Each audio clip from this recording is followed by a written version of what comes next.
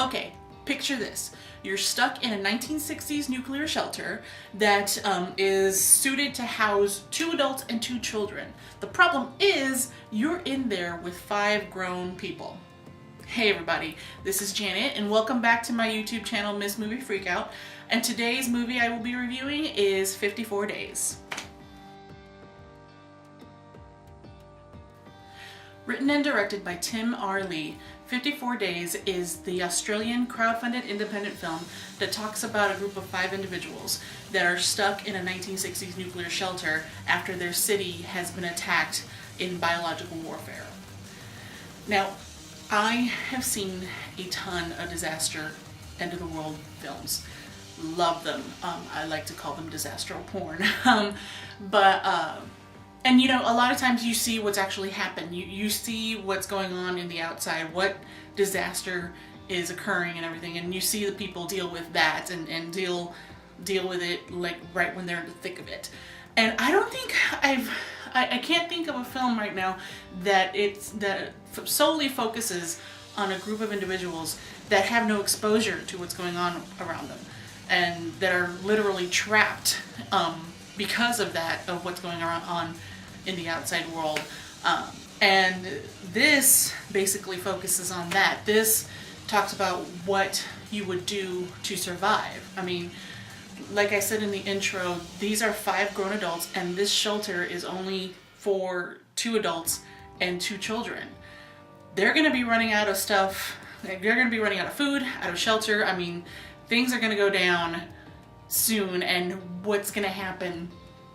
You know, what are these folks going to do to try to survive this?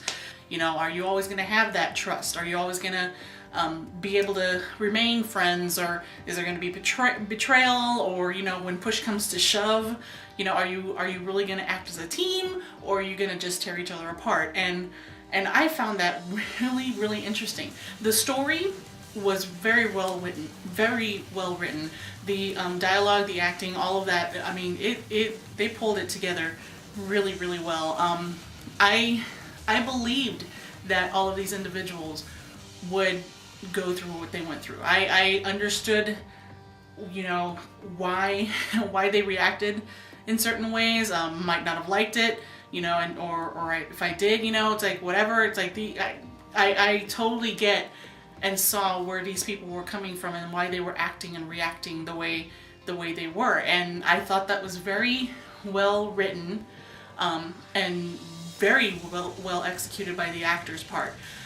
I mean, I really, really dug it because, you know, it could have been kind of stuck, you know, like folks could have just maybe have gotten bored if the story wasn't interesting enough, but I thought this one was. I mean, it kept me from the get-go. It's like, okay, what's gonna go down? Who's gonna lose it? Who is gonna totally backstab?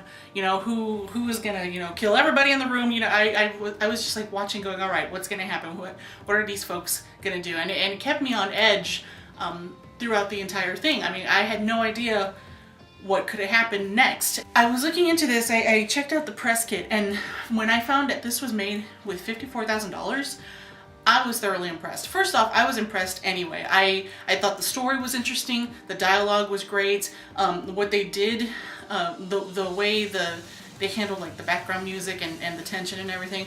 I mean, I thought it was really, really cool. And then I found out that it was only made with $54,000, where I have seen movies that have such a higher budget than that end up being crap. But this one, it's like, wow, you did this with just this little bit amount of money in, you know, in terms of making movies. This is a small amount. I mean, that blew me away because like I said, everything, the way they executed this, the way they made this film, I mean, it kept me from the get-go. I was thoroughly interested.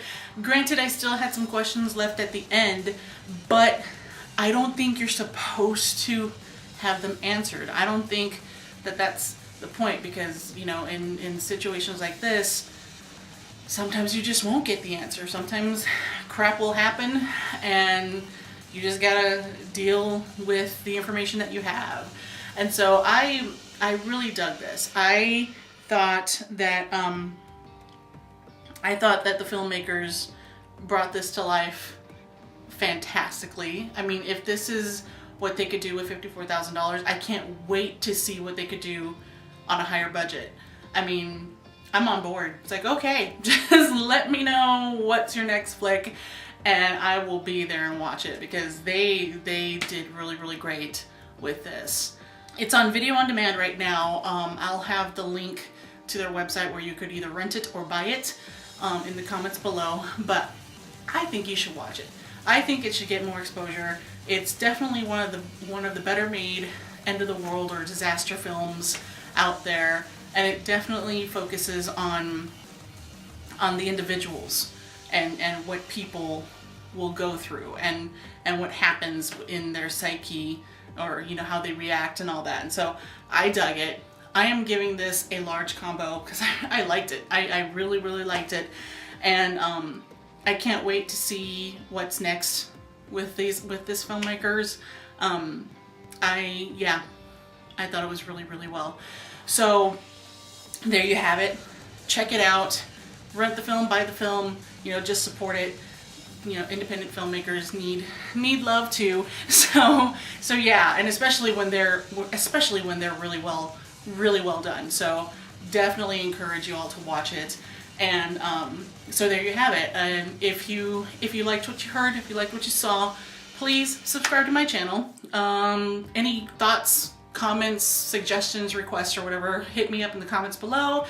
You want to see more of me freaking out, please go to my website, moviefreakout.com. Share, subscribe, you know, just share it with your friends. But yes, definitely check out 54 Days. Well worth the view, well worth the watch. And thanks so much for watching, guys. Until next time.